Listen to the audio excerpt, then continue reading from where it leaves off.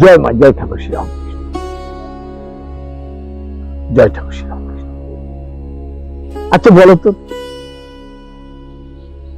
যে মতই হও না কেন, কে চায় না বলতে পারো যে আমার ঘরে ভগবান আসুক? কেউ এমন আছে বলতে পারো যে আমার ঘরে আল্লাহ আসুক বা যিশু আসুক বা আমার ঘরে ভগবান আমার আসুক? সবাই চায়।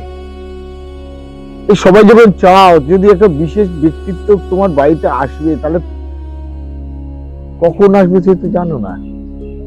কারণ কি জানো? ভগবান সময়কে সৃষ্টি করেছে, কিন্তু ভগবান সময়ের সঙ্গে চলে না, আমাদের সময়ের সঙ্গে চলতে হয়। তাই ভগবান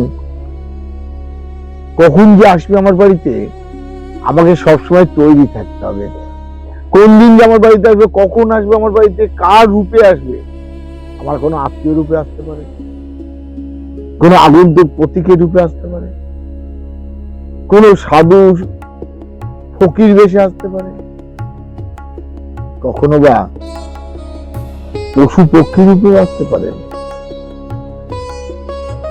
সেই জন্য বলবো, যদি তোমরা বাড়িতে ঝগড়া করো, স্বামী স্ত্রীর মধ্যে, সন্তানকে নিয়ে অশান্তি ঝগড়া, আর সেই সময় যদি ভগবান তোমার বাড়িতে আসে পড়ে, আর তখন যদি তুমি ধরো স্বামীকেই একটা বাজে কথা বলছো,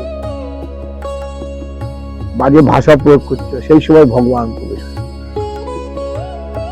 ভগবান তোমার বাড়িতে যাবে কি আসবে?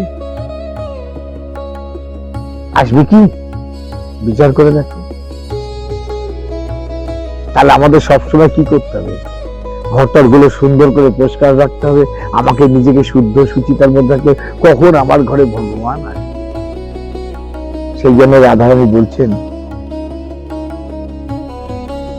কুঞ্জ সাজাও রে ও আমার প্রাণনা, আসিতে পারে তোমরা।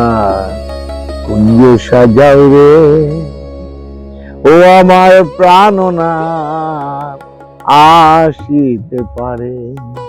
এই কুঞ্জ হচ্ছে দেহ কুঞ্জ, এই কুঞ্জ হচ্ছে সংসার কুঞ্জ। দেহ কুঞ্জ যদি সেই সাজে থাকে, শুদ্ধভাবে থাকে, সুচিতার মধ্যে থাকে, সংসার কুঞ্জ সুন্দর হবে। আর সংসার কুঞ্জ থেকে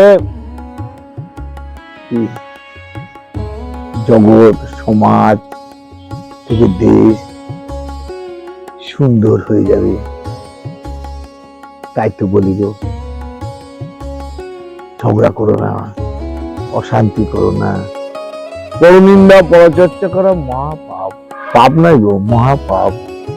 তার থেকে সর্বদাই দূরে থেকো। ভগবান তিনি তোমার বাড়িতে ভক্তের ডাকে তিনি সাড়া দেন গো, দেন। তুমি ডাকতে পারো, নিজেকে যদি সেই কুঞ্জ সাজিয়ে রাখতে পারো, ভগবান তোমার ঘরে আসবেই গো, আসবে।